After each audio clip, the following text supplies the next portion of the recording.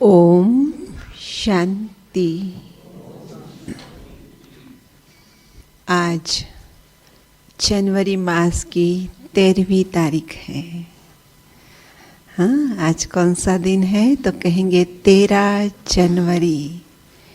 और आज के दिन कौन सा पर्व मनाते हैं? लोहड़ी। और कल क्या होगा? 14 जनवरी। और 14 जनवरी को क्या होगा? मकर संक्रांति होगा। और ये मकर संक्रांति का जो दिन है, ये किस बात का प्रतीक है? अध्यात्म की ओर उन्नति करने का प्रतीक है। कैसे? तो मकर संक्रांति कहते ही उसको है कि जब सूर्य मकर राशि में प्रवेश करता है और उत्तरी गोलार्ध या उत्तर की ओर गमन करता है, जिस कारण से उसको कहते हैं उत्तरायण। और पर्व को फिर कह देते हैं उत्तरायणी, है ना। तो उत्तरायण मकर संक्रांति के दिन से आरंभ होता है। वैसे इसके बारे में भी अलग अलग मान्यताएं हैं कि 3 हफ्ते पहले ही उत्तरायण आरंभ हो जाता है 14 जनवरी के, लेकिन पर्व मनाने के हिसाब से उत्तरायण का 14 जनवरी को मनाते हैं। तो सूर्य अर्थात ये प्रकृति संबंधित पर्व है, ये है ना। प्रकृति का एक प्रकृति में घटना घट रही है। हमारा जो सौर मंडल है, उस सौर मंडल का जो राजा सूर्य है, वो जो घूमता है, उसका जो पथ है 360 डिग्री वाला, हाँ, जैसे ये है 360 डिग्री बोलेंगे ना, पूरा ऐसे घूमेगा तो, है ना। तो 360 डिग्री पथ में इसको क्या कर दिया उन्होंने? 12 हिस्सों में बांट दिया और एक एक हिस्से को राशि कह दिया। तो डेफिनेटली जब 12 हिस्सों में बांटा और सूर्य मूवमेंट कर रहा है, तो एक हिस्से से दूसरे, दूसरे से तीसरे, तीसरे से चौथे, चौथे से पांचवें, ऐसे करके पूरा चक्कर लगाएगा। तो हर मास संक्रांति आती है। संक्रांति माना ही स प्लस क्रांति, और क्रांति माना कहते हैं ना फलाना व्यक्ति बहुत क्रांतिकारी है, या फिर हम कहते हैं ना जीवन में बहुत बड़ी आध्यात्मिक क्रांति आ गई। तो क्रांति का अर्थ क्या होता है? परिवर्तन।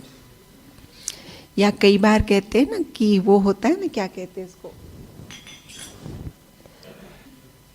मकान बनाते हैं ना हम लोग, तो जो सामने का हिस्सा होता है, तो गवर्नमेंट से पूरी परमिशन लेनी होती है ना, इतना एरिया और ये इतना सड़क का हिस्सा है। और कई बार हम देखते नहीं, सड़क तो बड़ी है ना, इतने हिस्से पे थोड़ा और खींच लेते तो बोलते हैं प्रतिक्रमण कर लिया। तो उस समय तो हमने कर लिया, बाद में जब गवर्नमेंट अथॉरिटीज ने सब कुछ नोटिस किया, अचानक आके आपका सारा तोड़फाड़ कर दिया, क्योंकि तुमने क्या किया है? प्रतिक्रमण किया है ना। तो सूर्य जो 12 हिस्से किए गए, माना रेखा डाल दी गई होगी ना, तो उस रेखा को जैसे ही क्रॉस करके दूसरी राशि में जाता है, तो उसको कहते हैं कि संक्रांति। तो ये 12 हिस्सों के 12 नाम दे दिए गए, 12 राशि। और फिर अभी मकर संक्रांति के दिन चूंकि सूर्य मकर राशि वाले में प्रवेश करता है, तो इसका नाम पड़ गया मकर संक्रांति। और मकर संक्रांति और दूसरा क्या है कि हमारी जो पृथ्वी है, जैसे अगेन ये हमारी पृथ्वी है और एक बीचों बीच की लाइन, हाँ, भूमध्य रेखा, और एक ऊपर की लाइन और एक नीचे की लाइन। तो सूर्य कभी नीचे की ओर गमन करता है वो जो भूमध्य रेखा और उससे कभी ऊपर, नीचे माना दक्षिणी गोलार्ध, ऊपर माना उत्तरी गोलार्ध। तो नीचे की रेखा और ऊपर की रेखा जैसे कि उसके लिए एक लक्ष्मण रेखा है कि नीचे जा जाके यहाँ तक जाएगा और ऊपर जा जाके यहाँ तक जाएगा। तो मकर संक्रांति से सूर्य उत्तरी गोलार्ध की ओर गमन करना आरंभ करता है और उसके परिणाम स्वरूप क्या होता है, सूर्य का प्रकाश पृथ्वी को अधिक मात्रा में मिलने लगता है और दिन की साइज भी बढ़ जाती है। दिन लंबे, रातें छोटी, या दूसरे शब्दों में अगर कहें तो अंधकार के ऊपर प्रकाश का साम्राज्य छा जाता है। अंधकार के ऊपर प्रकाश की विजय हो जाती है। अब इसको हम कनेक्ट करेंगे आध्यात्मिकता से। ये तो प्रकृति का एक घटना है। कहते हैं ये शरीर किससे बना है? प्रकृति के 5 तत्वों से बना है। और ये प्रकृति के 5 तत्व कहाँ से लाए गए? ये बेहद में जो प्रकृति के 5 तत्व फैले हुए हैं, वहां से थोड़े थोड़े उधार लेके ये एक तैयार हुआ शरीर, जिसको पिंड कहते हैं। तो ये बेहद की जो प्रकृति है वो भी एक ही पिंड हुआ, वो बेहद में और ये हद में, जिसको वो लोग भक्ति मार्ग में, हमको तो बाबा ने बताया ब्रह्मांड माना जब ब्रह्मलोक है, लेकिन दुनिया में तो इसी को ब्रह्मांड कह देते हैं, है ना। और वो कहते हैं जो ब्रह्मांड में घट रहा है वो पिंड में भी घट रहा है। जो ब्रह्मांड में घटित होता है वो पिंड माना, ये भी तो प्रकृति के 5 ही तत्व है ना, यहाँ पर भी घटित हो रहा है। तो वो जो बेहद की प्रकृति, जिसको भक्ति मार्ग के हिसाब से ब्रह्मांड, हमारे हिसाब से तो ब्रह्मांड परम धाम है ना। तो ये जो बेहद की प्रकृति है विस्तारित, उसमें सूर्य रोशनी प्रदान कर रहा है ना। और उत्तरायण और दक्षिणायन के हिसाब से रातें लंबी और छोटी, ये सब हो रहा है ना। अब हमारे अंदर इस पिंड को कौन प्रकाशित कर रहा है? आत्मा प्रकाशित कर रही है। तो ये जो आत्मा इस पिंड को प्रकाशित कर रही है, क्या इसका भी हिसाब ऐसा उत्तरायण का और दक्षिणायन का होता है? क्योंकि भक्ति मार्ग में ये भी कहते हैं जो उत्तरायण है वो देवताओं का दिन है और जो दक्षिणायन है वो देवताओं की रात है। और अगर कहा कि उत्तरायण देवताओं का दिन है तो दिन से पहले क्या होता है? मुहूर्त, ब्रह्म मुहूर्त जिसको हम कहते हैं, अमृत वेला जिसको कहते हैं, है ना, कि वो समय जहां रात गई है लेकिन अभी सूरज आया नहीं है, संध्या जिसको बोलते हैं ना, तो वो रात गई है लेकिन अभी सूरज नहीं आया है। लेकिन रात पूरी कब गई? जब का सूरज पूरा आया तब नहीं, सूरज के आसमान में दिखने से पहले एक रात के अंधकार से अलग एक आलोक, एक प्रकाश दिखता है ना। फिर बाद में सूरज खिला हुआ दिखता है, पहले नहीं दिखता है। तो डेफिनेटली दिन की शुरुआत वहां से होती है ना। दिन कहे भी तो दिन की शुरुआत वहां से हुई। तो अब अगर हम अध्यात्म के हिसाब से देखें कि 6 मास उत्तरायण होता है तो देवताओं का दिन है, और 6 मास दक्षिणायन होता है तो देवताओं की रात है। तो उस उत्तरायण में पूरे काल में तभी क्यों नहीं मकर संक्रांति मना, बिगिनिंग में क्यों? क्योंकि ये बिगिनिंग माना ही ब्रह्म मुहूर्त का समय, कि जिस समय में भगवान परम सूर्य, आत्मा को अगर सूर्य कहेंगे तो उसको परम सूर्य कहेंगे ना। तो जैसे हम कहते हैं ना मास्टर ज्ञान सूर्य, यही शब्द यूज करते हैं ना हम लोग। वो ज्ञान सूर्य है, हम मास्टर ज्ञान सूर्य हैं। तो हम मास्टर ज्ञान सूर्य को, जो हम भूल चुके थे कि हम हैं, वो परम सूर्य आके बोध कराता है। और इसीलिए कहते हैं उत्तरायण का समय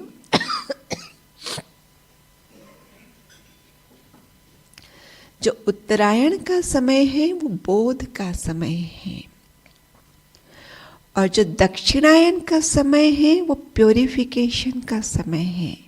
जो भक्ति के नाम पे तप आदि करते रहते हैं तो यही सोचते हैं ना, स्नान करने जाते गंगा में क्या सोचते हैं? पवित्र बनेंगे। वो तो भगवान आके कहता है कि ज्ञान गंगा में स्नान करेंगे तब असल में आत्मा पवित्र होंगी, उससे तो सब शरीर पवित्र होगा, और अगर वो पानी भी मैला है तो शरीर भी पवित्र नहीं होगा, है ना। तो वो आके हमें बोध कराता है कि तुम देह नहीं, तुम आत्मा हो। तो जब तक उसने बोध नहीं कराया था तो हम इसको ही हम समझ के, मैं ये हूं समझ के जीवन जी रहे थे, और उस समय हमें ये भी नहीं पता है कि इसको मैं समझ के मैं जीवन जी रही हूं तो इसको बॉडी कॉन्शियस बोलते, ये भी नहीं पता था।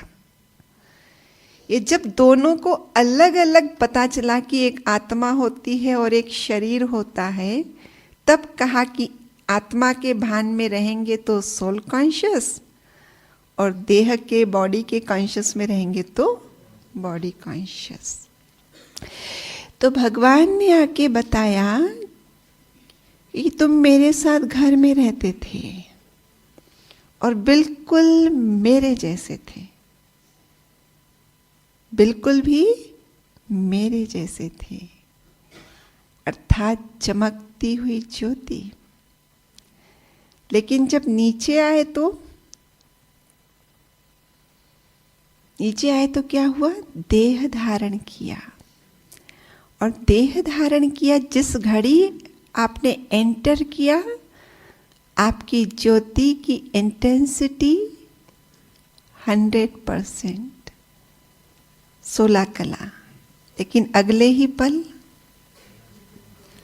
उससे धीरे धीरे कम कम कम, ऐसे करते करते हमने 2 युग बिताए। कम से कम वो इंटेंसिटी भल कम हो रही थी, लेकिन थे सोल कॉन्शियस। भले गॉड कॉन्शियस नहीं थे, लेकिन सोल कॉन्शियस थे।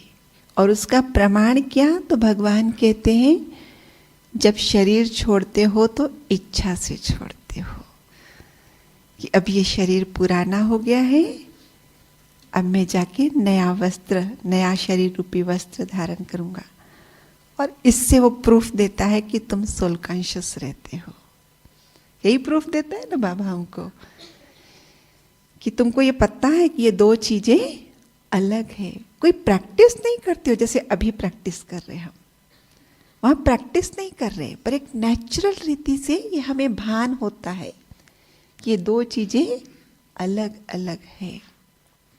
और इसलिए उसके साथ इतनी कोई अटैचमेंट नहीं होती है। और साथ साथ चूंकि भरपूर आए हुए हैं, और संख्या भी तो बहुत कम है, 9 लाख क्या संख्या होती है। पृथ्वी जो इतनी बड़ी आज है, वही वाली पृथ्वी रहेगी ना सतयुग में भी। हाँ, जो उसका भूगोल का जो मैप है पूरा, जो क्षेत्रफल है, एरिया के नाम भले बदल जाएंगे, पर जो क्षेत्रफल है पूरी पृथ्वी का, वही पूरी क्षेत्रफल में तो 9 लाख रहेंगे। और अभी कितने रह रहे? डेफिनेटली जो सोर्सेस होंगे, अभी तो यूज करते करते खाली हो गए, लेकिन जब पूरा बाबा कहते हैं विनाश होगा और सृष्टि एक नया रूप लेगी सतो प्रधान, तो सारे सोर्सेस भरपूर होंगे। हर एक के पास अपनी जरूरत से ज्यादा ही होगा, भले चाहे वो राजा की गिनती में आए, चाहे प्रजा की गिनती में आए, चाहे दास दासी की गिनती में आए, चाहे साहूकार की गिनती में आए, हर एक के पास आवश्यकता से अधिक ही होगा। और इसलिए इच्छा मात्रम अविद्या, इच्छा तो तब होती है ना कि जब मेरे पास नहीं है, लेकिन हर एक के पास आवश्यकता से भी अधिक होगा।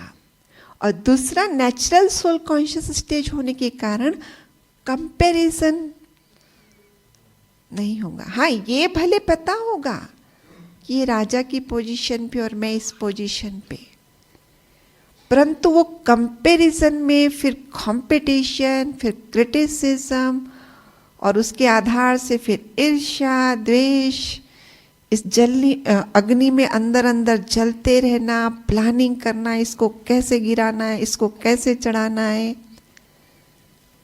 वो सब नहीं होगा,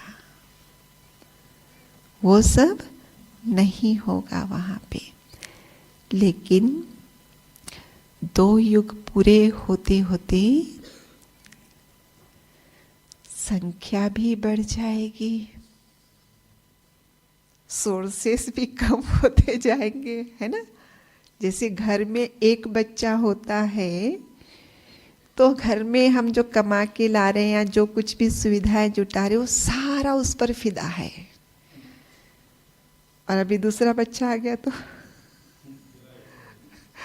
कम हो गया ना, बंटवारा हो गया ना, तो संख्या भी बढ़ती जाएगी पीछे तो। और वो जो सोल कॉन्शियस वाले स्टेज बाबा ने कहा क्या हो जाएगी, वहीं खत्म हो जाएगी और बॉडी कॉन्शियस में आ जाएंगे हम क्या आ जाएंगे? ऑलरेडी सतयुग से त्रेता एंड तक हमारी ज्योति, हमारा प्रकाश, आत्मा की प्योरिटी जो 100% से शुरू की थी, धीरे धीरे कम हो ही रही है। फिर आगे क्या हो गया? त्रेता के एंड में, माना द्वापर में, अभी कम तो हो रही है, लेकिन मैं ज्योति हूं या उसका एहसास कुछ भी नहीं है। या यूं कहे कि ये ज्योति, उसके ऊपर पर्दा आ गया, पर्दे के पीछे हो गई ना ज्योति, पर्दे के पीछे चली गई। तो जैसे कहा कि दक्षिणायन में रातें लंबी हो जाती हैं, दिन छोटे, और उत्तरायण में रातें छोटी, दिन बड़े। तो हम बॉडी कॉन्शियस से आ रहे थे तो क्या हो रहा था? जीवन में अंधकार ज्यादा था ना। जैसे जैसे द्वापर से आगे बढ़ते बढ़ते बढ़ते कलयुग तक आए हैं, अज्ञान का अंधकार घना होता गया। अज्ञानी तो वहीं से बन गए। जैसे फीवर, कितना टेम्परेचर होता है नॉर्मल बॉडी का? हाँ, 90, ओके 97 पॉइंट सपोज, हाँ। लेकिन अगर उससे एक भी बढ़ गया तो क्या बोलेंगे? फीवर के लक्षण आ गए हैं। लेकिन अभी कोई जोरदार फीवर नहीं है, लेकिन धीरे धीरे धीरे वो जब 100, 101, 102, 3, 4 जबरदस्त फीवर है। ऐसे अंधकार तो वहां से शुरू हो गया, लेकिन कलयुग अंत तक आते आते अंधकार एकदम घना हो गया। कौन सा अंधकार? अज्ञान का अंधकार। और फिर जैसे कहा कि लोहड़ी माना ही वो दिन जो आखिरी लंबी रात है, दक्षिणायन की आखिरी लंबी रात। उसके बाद से रातें छोटी होना शुरू हो जाएगी, दिन बड़े होना शुरू हो जाएंगे। तो जो बाबा कहते हैं ना, मैं कब आता हूं? कलयुग के भी अंत में आता हूं, कि जब अज्ञान का अंधियारा बहुत घना हो जाता है, और ऐसे समय पर आकर मैं तुम्हें ज्ञान का प्रकाश देता हूं। तो अभी जीवन में जैसे प्रकाश आया, समझो पहले दिन हम ब्रह्मा कुमारी के कांटेक्ट में आए, थोड़ा सा नॉलेज मिला, थोड़ा सा बोध हुआ, तो जो अंधकार था वो अभी थोड़ा कम हुआ, थोड़ा सा प्रकाश बढ़ा, यही कहेंगे ना। और बढ़ते बढ़ते कहां तक पहुंचना है इसने? तो हाँ, पूरा ब्रह्मा बाबा कहां तक पहुंचे? हम क्या कहते हैं? 16 कला तक पहुंचना है। 16 कला जिसको कहते हैं पूनम का चांद बन जाना है। अज्ञानता में तो चांदनी मतलब वो सूर्य जो प्रकाश है पर्दे के भीतर चली गई है। ज्ञान मिला तो पर्दा थोड़ा थोड़ा क्या हो रहा है? थोड़ा थोड़ा खुल रहा है अभी। और अभी भगवान के ज्ञान के आधार से जीवन को मोल्ड करके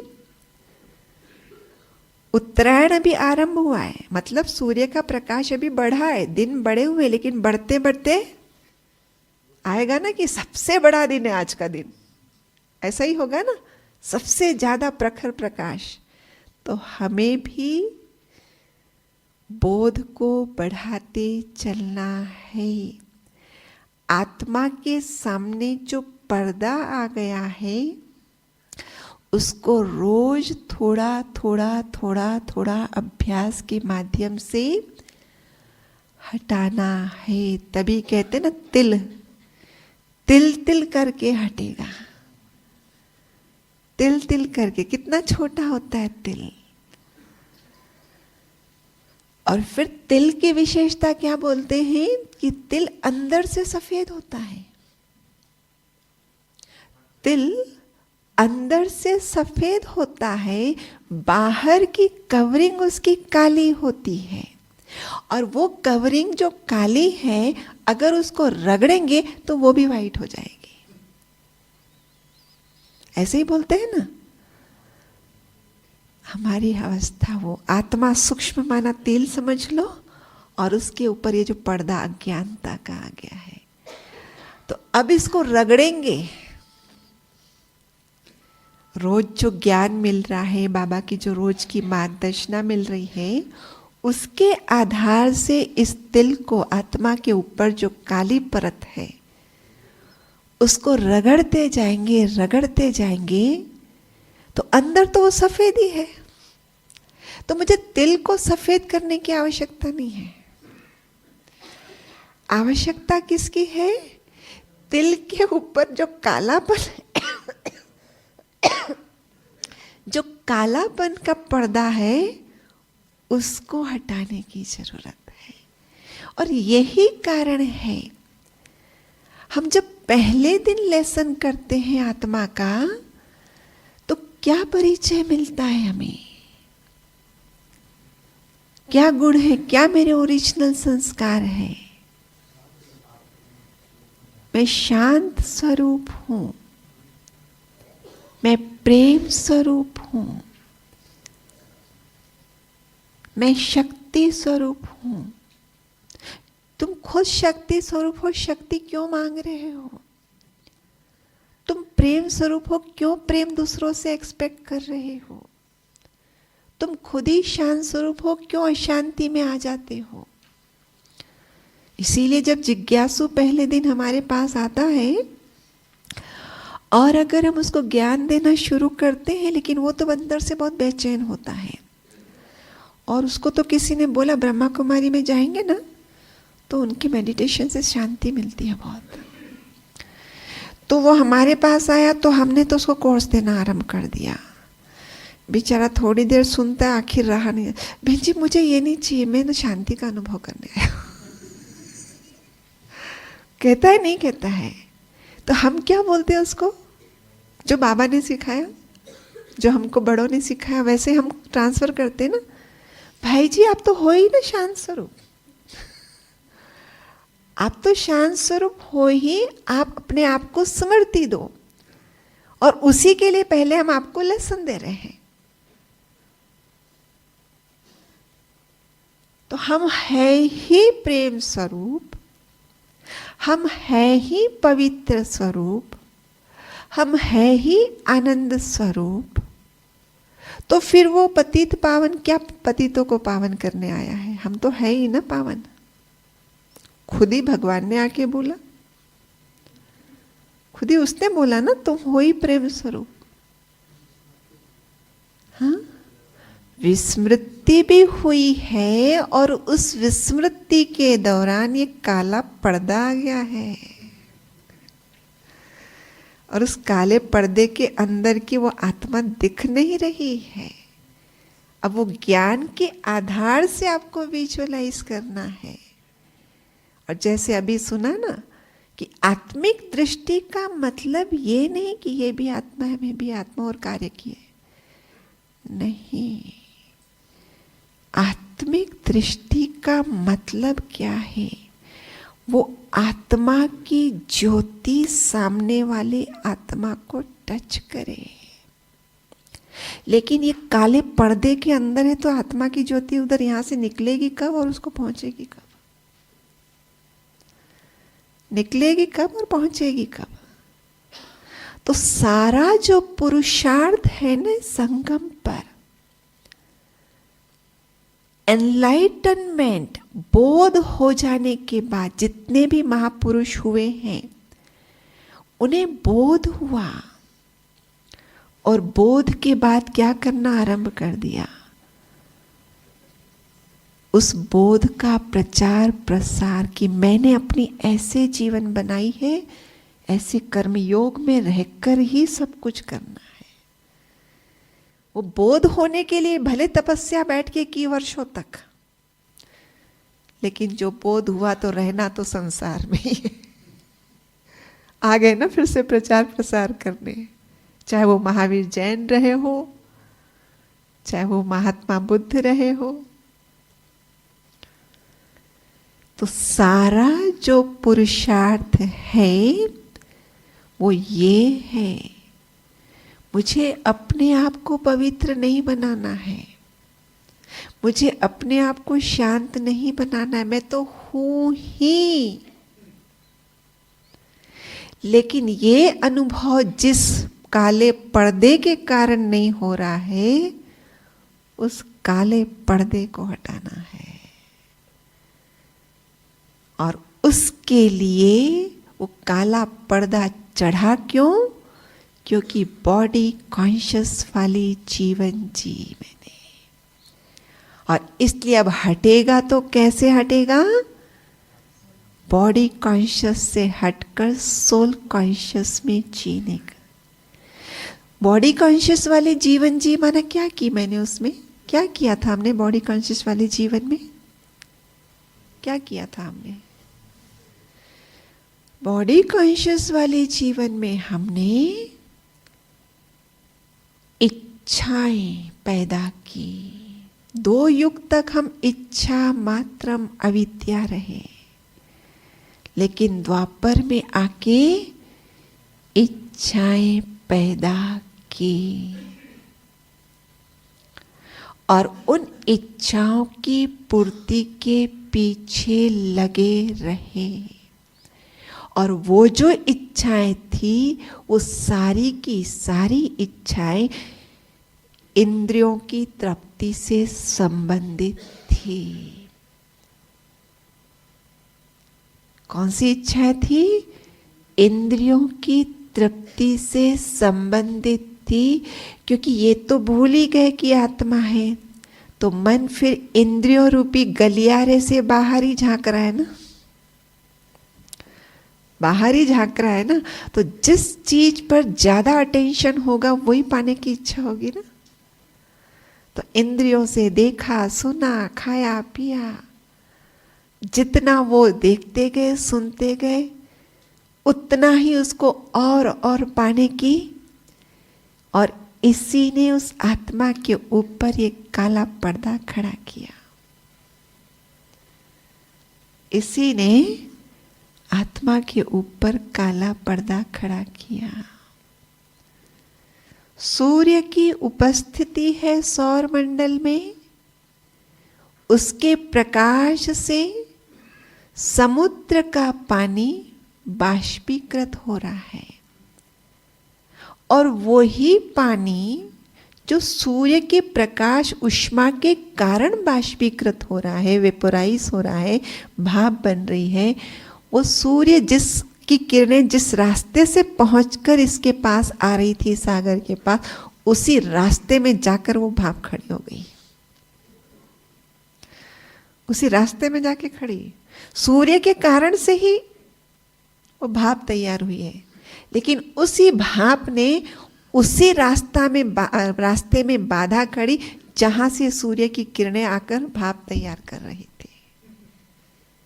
समझ में आ रही बात?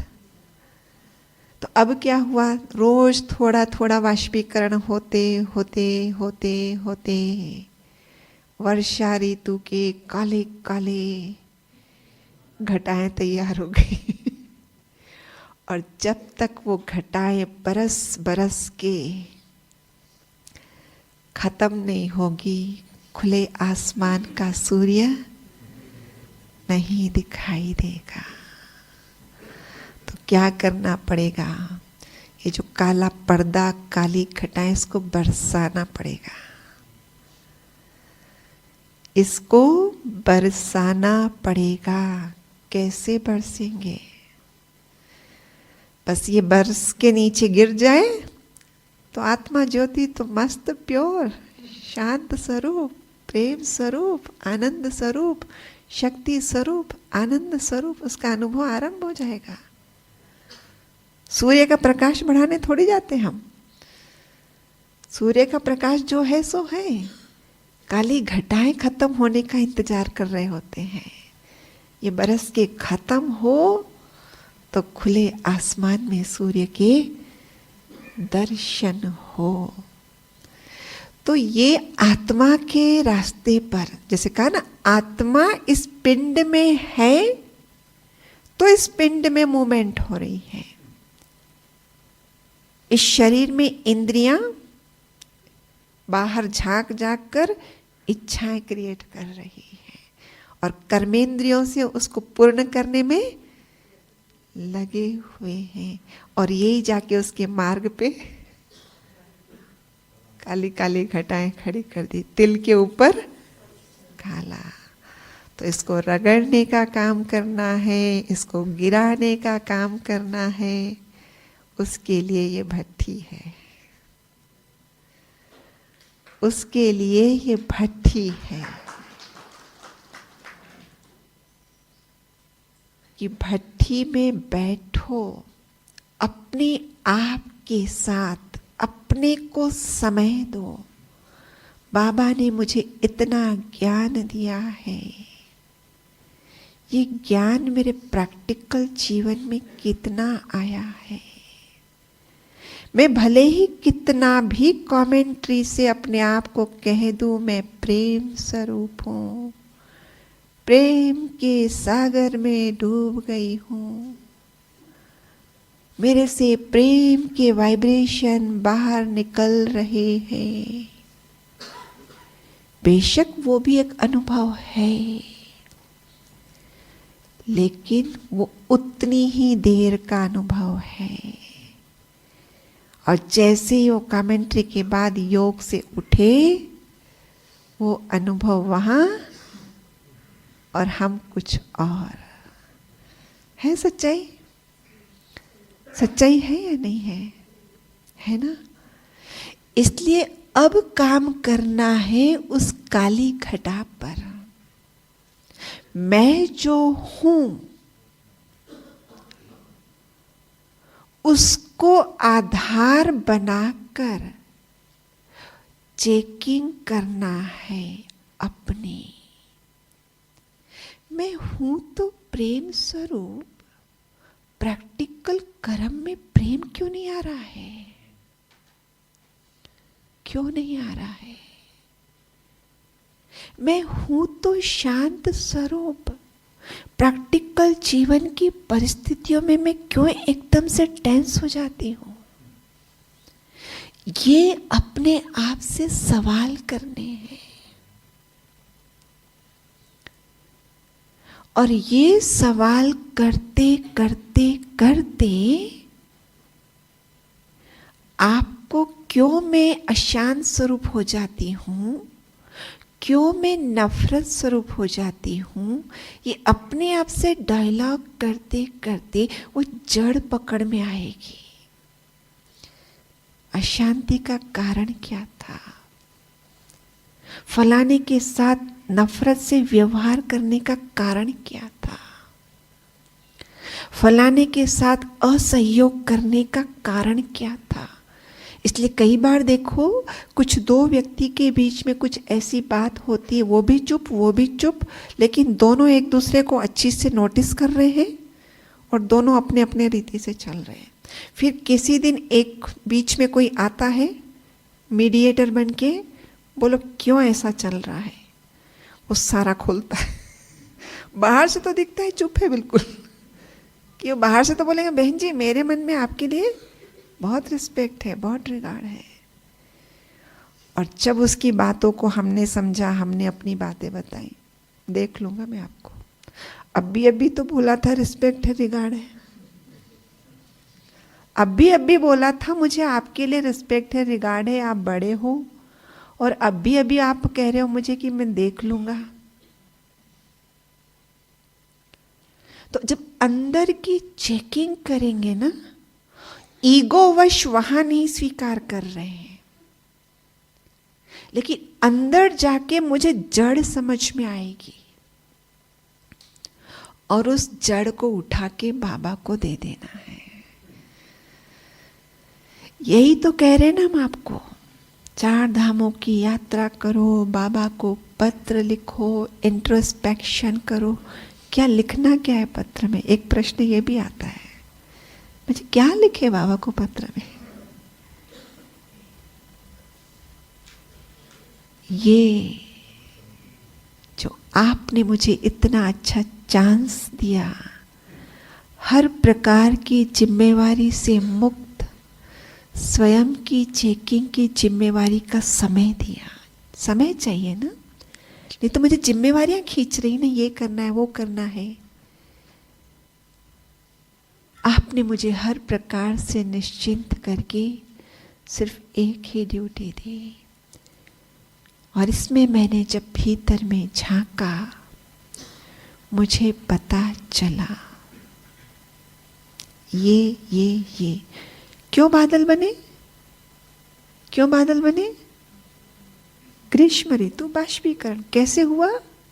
रोज सूर्य की गर्मी बढ़ रही थी, रोज धीरे धीरे जमा हुआ, और जाके भी घर अचानक से तो काली घटा नहीं बनी ना।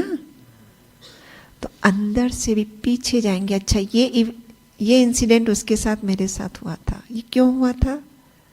कौन सी फीलिंग ने मुझे उसके साथ ऐसा व्यवहार करने के लिए कहा था? हो सकता है कि मैंने उसको समझा ये कौन है, ये तो नथु खेरा एरा गहरा है, इसका क्या ख्याल करना है, जबकि उसके जिम्मेवारी थी डिपार्टमेंट के हिसाब से ख्याल करना। पर उसके मन में ख्याल आ गया ये कौन, इधर उधर किस खेत की गाजर की मूली है। तो सामने वाले ने भी जब देखा कि इसकी जो रिस्पॉन्सिबिलिटी होनी चाहिए वो नहीं पे कर रहा है, अब सामने वाला क्या करेगा? उसके सामने वाले के भाव को देखकर क्या करेगा? अभी अपने आप को जब पता है कि इसने हमारा कुछ करना ही नहीं है, यहां से हमें मिलना ही नहीं, तो हमें दूसरा जुगाड़ करना पड़ेगा ना, करना पड़ेगा ही नहीं। तो वो सारी बातें जब बैठक में आती तो आती है नहीं आती है, फिर क्या बोलते, पुरानी बातें भूल जाओ ना, बोलते नहीं, तो उस समय रियलाइज तो किया ना कि हाँ, यहां से आरंभ हुई है बात। तो ये है रगड़ना। हमारे अंदर की कमियां ऐसे नहीं निकलेगी। बीमारी तब तक नहीं निकलती है जब तक बीमारी को ठीक तरीके से डायग्नोस करके जो बीमारी है उसी अनुसार ट्रीटमेंट, वरना बीमारी कुछ और है, ट्रीटमेंट कुछ और दिया जा रहा है। कई बार ऐसा होता है ना, कई बार सुनने में आता है फलाने को टीबी थी, डॉक्टर को चेक कराया, डॉक्टर तो उसको तो कुछ समझ में ही नहीं आया, कुछ बोला ही नहीं। फिर फलाने डॉक्टर के पास गए तो उसने बोला, अरे तुम्हारी तो ये टीबी इतने समय से इस स्टेज पे चली गई, तुमने अभी तक डॉक्टर को नहीं दिखाया? बोले नहीं, हमने तो दिखाया, उसने चेक ठीक से नहीं किया। होता है ना ऐसा।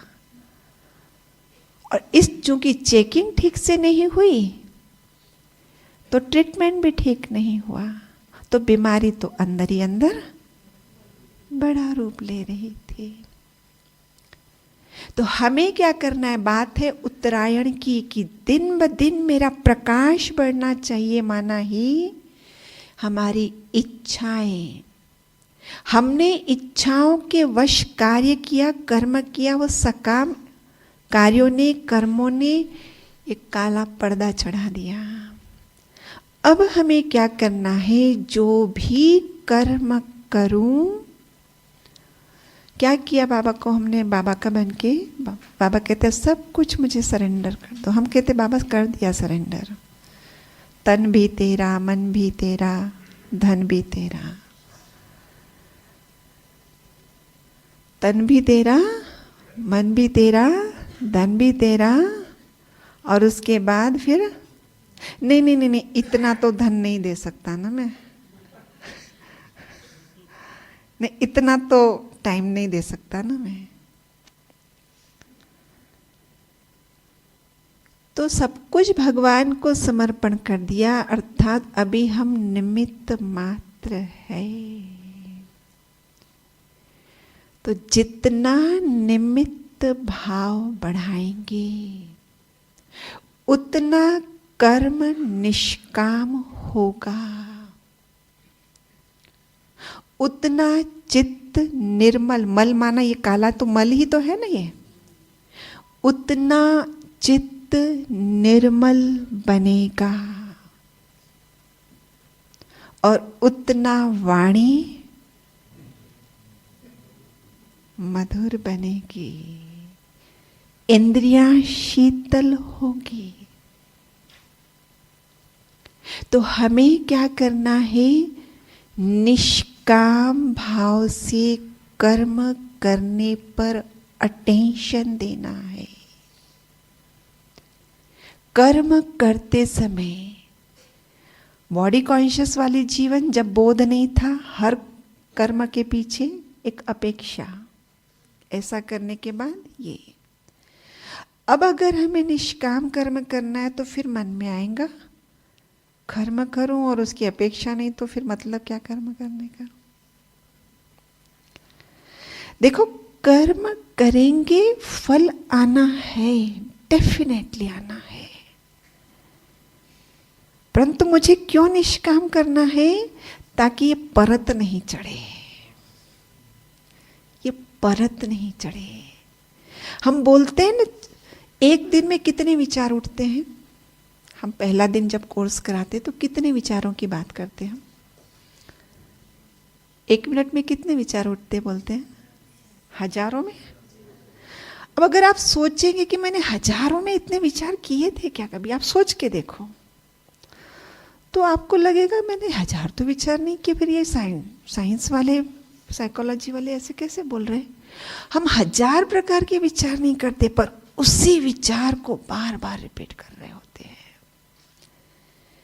कोई इच्छा जागृत हुई थी, इसको कैसे पूरा करूं, हाँ ये कर लेती हूँ, हाँ वैसा कर लेती हूँ। कोई अलग अलग प्रकार के विचार नहीं कर रहे हम। इच्छाओं की पूर्ति के लिए येन केन प्रकरण क्या क्या किया जा सकता है, वो अंदर में चलता रहता है। और येन केन प्रकरण माना ही आत्मा के निजी संस्कारों के विपरीत जाकर हम कर रहे हैं, तो डेफिनेटली आत्मा के ऊपर पर्दा तो चढ़ेगा ना, चढ़ेगा ना। तो इसलिए निष्काम कर्म करें ताकि ये काला पर्दा हटे। और जब ये काला पर्दा हटेगा ना तो क्या होगा पता है? एक बल्ब है इस कमरे में, सपोज बल्ब के अंदर फिलामेंट है, फिलामेंट कवर किससे है? कांच से है, ठीक है।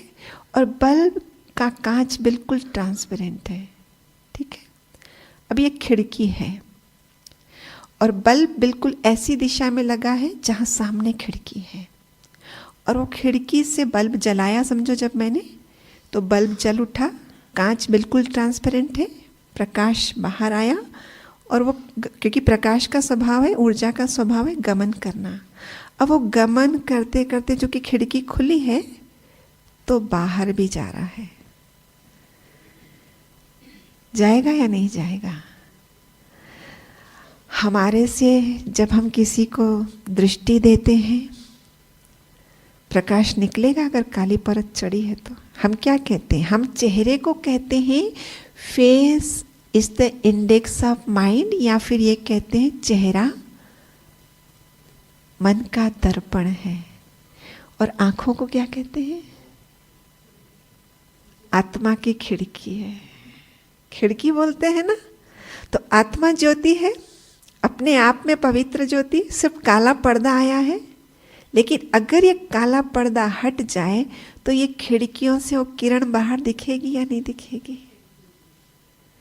और आत्मा जब पवित्र स्वरूप में, उसमें स्थिरता, उसमें शांति, वो सामने वाले को महसूस होगा या नहीं होगा? इसीलिए दादियों के पास हम क्यों जाते हैं दृष्टि लेने के लिए? क्योंकि उन्होंने वो काला पर्दा हटा दिया है। तो उन आंखों की खिड़कियों से वो पवित्र ज्योति गमन करती हुई हमारे पास पहुंचती है। वो शांति के वाइब्रेशन हमें महसूस होते हैं, वो आंखों में चमक दिखती है, क्योंकि अंदर तो ज्योति है और एक खिड़की है ना। काला पर्दा वर्दा कुछ नहीं है तो वो ज्योति दिखाई पड़ेगी या नहीं? बाहर जो खिड़की के बाहर खड़ा होगा और वो अंदर की ओर झांकेगा तो वो बल्ब दिखाई देगा या नहीं दिखाई देगा उसको? तो अभी तो समय है चलन और चेहरे से भी आगे निकलना है। अंतिम समय करीब आ रहा है, और अंतिम समय तो नजर से निहाल करने की सेवा चलने वाली है। जिसका ही यादगार है, देवियों के आगे जाके क्या मांग रहे हैं? सिर्फ पल भर की कृपा दृष्टि मुझ पर, और कुछ नहीं चाहिए मुझे, सिर्फ पल भर की दृष्टि डाल दो। क्यों? वो देवियां कौन? जिन्होंने अपनी आत्मा को वो काले पर्दे से रिक्त कर दिया, हटा दिया। तो बस उनमें से कंटिन्यूअसली वो निकल रहा है, तो जो भी आके झांकेगा उसको वो मिल जाएगा ना। तो कब हम तैयार होंगे? तो जो कहा उत्तरायण, उसमें ऐसा आता है कि भीष्म पितामह ने भी जब वो अर्जुन के बाणों से मृत्यु शैया पर, जिस बाण शैया पर पड़ा था, तो सब लोग उतर के आ गए, अपने अपने रथों में थे ना, उतर के आगे की अंतिम दर्शन, क्योंकि लगा कि यह भी गया कि गया, तो अंतिम दर्शन तो कर ले। और अंतिम दर्शन के बाद अंतिम संस्कार की तैयारी होती है ना फटाफट। तो अंतिम दर्शन तो करने आ गए, लेकिन अंतिम संस्कार की अभी तैयारी नहीं कर पाए। क्यों? क्योंकि उसको इच्छा मृत्यु का वरदान मिला था, और उसे ये पता था जब उत्तरायण में कोई आत्मा शरीर छोड़ती है तो मुक्ति को प्राप्त होती है, और अगर दक्षिणायन में शरीर छोड़ती है तो आवागमन के चक्कर में फंसी रहती है। ये उसको ज्ञान था, क्योंकि था तो पंडित न प्रकांड, तो ये ज्ञान भी था और इच्छा मृत्यु का वरदान भी था। तो उसने कहा उत्तरायण आने दो, क्योंकि जब वो ऐसे 10वें दिन गिरा था तो वो दक्षिणायन का काल चल रहा था, और इस ज्ञान के आधार से वो चाहता था कि मैं अभी शरीर नहीं छोड़ूं, उत्तरायण में छोड़ूं। क्या सचमुच वो कैलेंडर वाला उत्तरायण की बात है? ये नहीं, ये आत्मा के उत्तरायण और दक्षिणायन की बात है कि वो पर्दा कितना हटा है। जितना जितना ज्यादा हटेगा उतना उतना उत्तरायण की ओर बढ़ रहे हैं, और अगर नहीं हटा है तो दक्षिणायन में है। और ऐसे में अगर शरीर छोड़ा, अंतमति सो गति, वो तो बाबा ने हमको बता ही दिया है, बता ही दिया है ना हमको, अंतमति सो गति। तो काली काली घटाएं माना क्या? वो अतीत की बातें याद आ रही है, वो आने वाले समय की भविष्य की चिंता और डर से हमेशा भरे हुए हैं।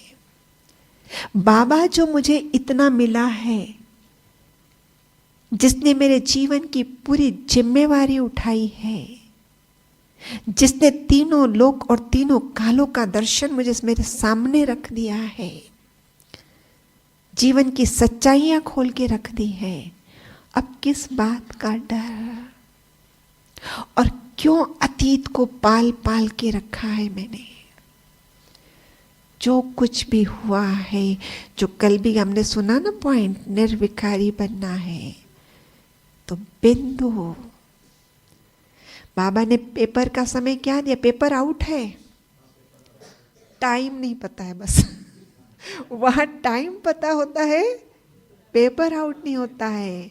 तो वो जो टाइम नहीं पता है, वो पता नहीं कौन सी घड़ी मेरे सामने पेपर होगा पल भर का, और पल भर के पेपर में पास फेल किस आधार से रहेंगे? क्या मैं अपनी उस बिंदु रूप में, बिंदु बाबा में मगन थी, या वही अतीत और वो फ्यूचर और वर्तमान में जो परिस्थितियां, वही चिंतन कर रही थी। एक सेकंड के अंदर जो सारी बातें, उसको फुल स्टॉप, और फिर मैं अपने आप को बिंदु, और उस बिंदु में मर्ज, और उस घड़ी मेरे प्राण निकले। ये होगा उत्तरायण, ये होगा उत्तरायण। लेकिन अगर वो जो परिस्थिति संकल्प रूपी बादलों को स्टॉप ही नहीं कर पा रही हूं, पर्दा हट ही नहीं रहा है, तो अपने आप को बिंदु क्या देखूंगी और उस बिंदु के साथ क्या कनेक्ट होंगी मैं? तो दक्षिणायन में चले गए हम। शरीर किस में छोड़ दिया? दक्षिणायन में छोड़ दिया। तो तिल तिल करके इसकी ज्योति अधिक अधिक, अर्थात तो पर्दा हटे तो ज्यादा दिखाई दे, इसलिए गीता के अंदर आता है।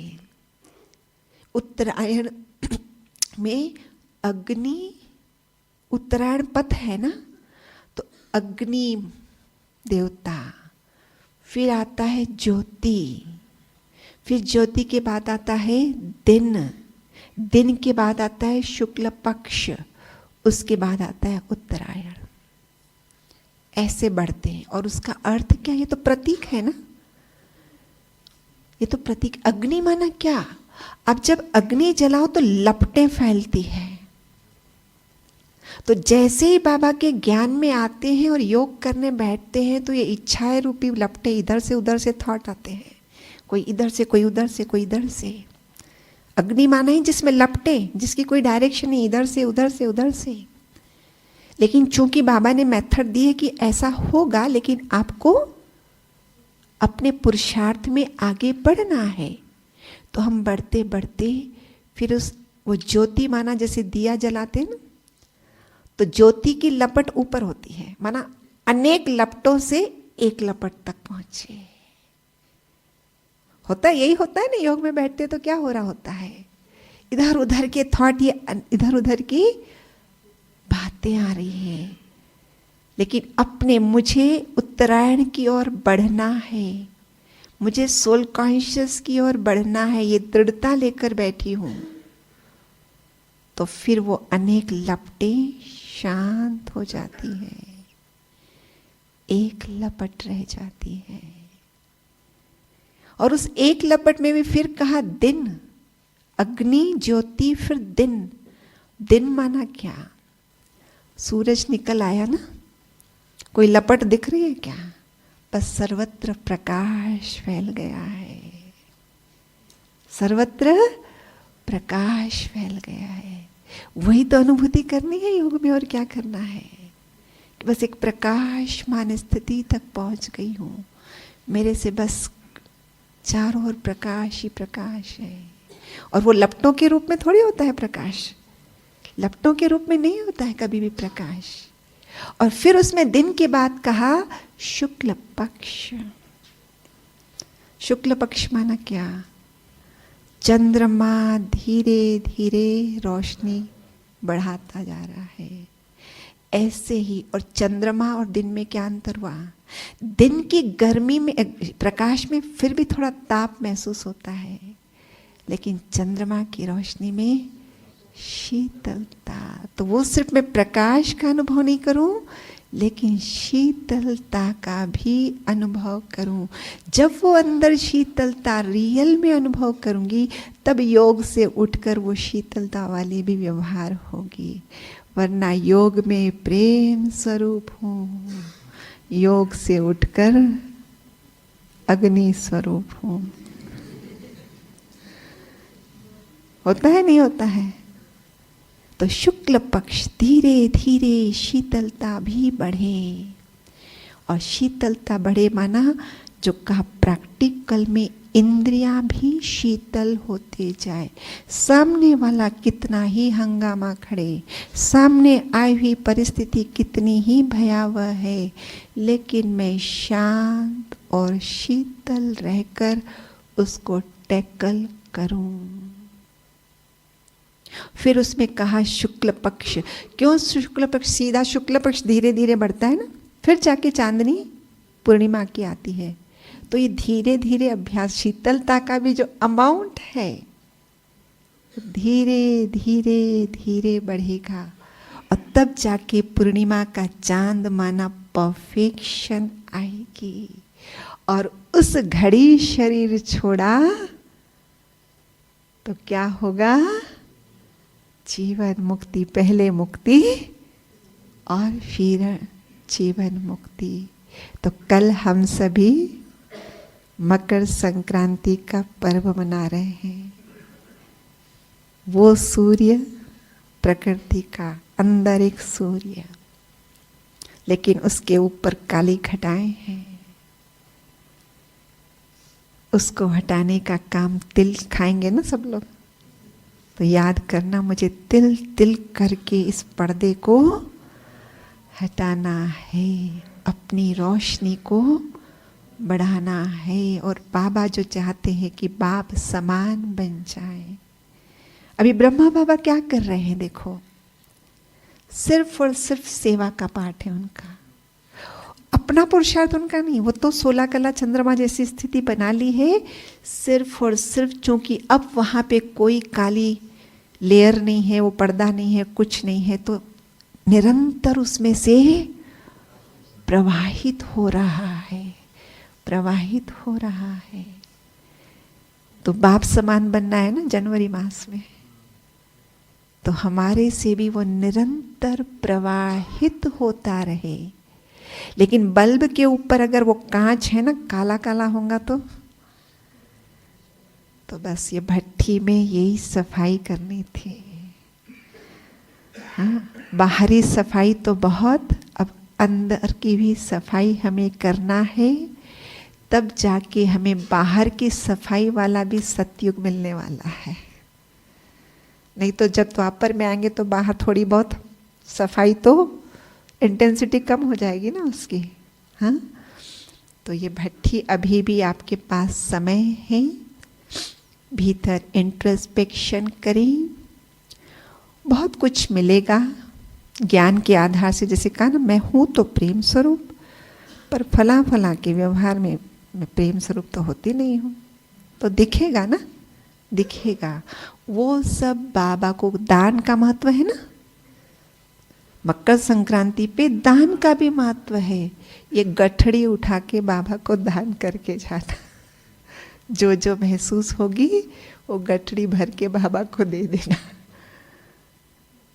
तो फिर सच्चे अर्थों में हमारी मकर संक्रांति होंगी। और जितनी हमारी ये गठड़ी हम बाबा को दे देंगे, उतनी हमारी आत्मा हल्की हो जाएगी, उतनी उड़ती कला में।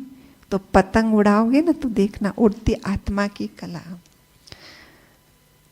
ऊपर जाए। और पतंग ऊपर उड़ती कला में जाए, उसके लिए जरूरी है पतंग अपने को सौंप दे अपने उड़ाने वाले को।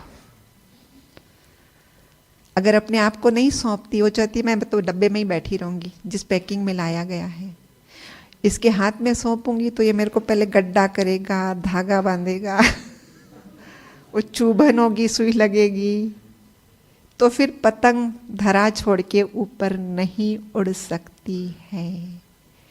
तो बाबा को समर्पण, गड्ढा करे वो तो करने दो, क्योंकि गड्ढा इसलिए कर रहा है क्योंकि वहां धागा बांधेगा तभी तो ऊपर लेके जाएगा, तभी तो उड़ती कला में जाऊंगी। और उड़ती कला में जाने के बाद भी और क्या ध्यान रखना है, जब मैं उड़ती कला में जाऊंगी तो विस्तार इतना दिखाई पड़ेगा, बेहद का मेरा दृष्टिकोण बनेगा, ये मेरा संसार वसुधैव कुटुंबकम की भावना जगेगी। अभी तो हद में है ना। आजकल तो वो पतंग के साथ क्या हो रहा है, मजा ले रहे एक दूसरे को काटने का, पर हमें वो नहीं करना है। काटने वाले आएंगे बहुत, लेकिन हमें साइड हो जाना है, क्योंकि बहुत बड़ा आसमान है, साइड होने की बहुत मार्जिन है। साइड हो जाएंगे अर्थात सामने वाला कंपटीशन करके मुझे गिराना चाहता है, कंपेयर करके ईर्ष्या की अग्नि में खुद भी जल रहा है और लोगों तक पता नहीं क्या क्या बातें पहुंचा रहा है। मुझे उस फीलिंग से अपने आप को फ्री रखना है। बाबा कहते हैं ना, फ्लू आ जाता है फीलिंग का। तो जब ऐसी अवस्था हमारी बने तब हम बाप समान बनेंगे। तो भट्ठी में ये सब आपको करके जाना है। जब जाएं तो बिल्कुल हल्के होकर जाएं। जब जाएं तो जैसे आए थे वैसे ही नहीं, रोशनी जितनी थी उससे अधिक। हम ये नहीं कह रहे कि इस भट्टी से पूरे ही 16 कला बन जाएंगे, लेकिन जितनी पहले थी उससे थोड़ा ज़्यादा चमक बढ़े, कि इन खिड़कियों से जब कोई झांके तो सामने वाले को वो शीतल प्रकाश अनुभव हो, वो शांति का अनुभव हो। दृष्टि से सेवा करने की आरंभ अभी करेंगे तब वक्त पे अपने आप होती रहेगी, है ना। तभी हमें कुछ बोलने की आवश्यकता नहीं। हमको ये भी सोचना है कि ये दुखी है, इसको सुख मिल जाए। नहीं, मैं हूँ प्रेम स्वरूप, शांत स्वरूप, वही जा रहा है उधर आराम से। मुझे सोचने की जरूरत नहीं है, क्योंकि बिंदु स्थिति बनाना है ना। मैं तो सोच उठाया तो बिंदु स्थिति कहाँ हुई मेरी। सोच भी नहीं उठाना, मैं बाबा की और बाबा मेरा, इस अनुभूति में सिर्फ खो जाना, वो स्थिति में हमें पहुंचना है। तो यहाँ से इस भट्ठी में अवश्य इतनी तो गठड़ी डाल के जाना बाबा के पास कि पहले से रोशनी अब ज़्यादा हो गई है, पहले से हल्कापन अब ज़्यादा आ गया है, पहले से ज्ञान गंगा में डुबकी अब ज़्यादा लगाएंगे, ज़्यादा अपने आप की चेकिंग करेंगे, और बाबा हम आप जैसे बनकर ही रहेंगे। ओम शांति।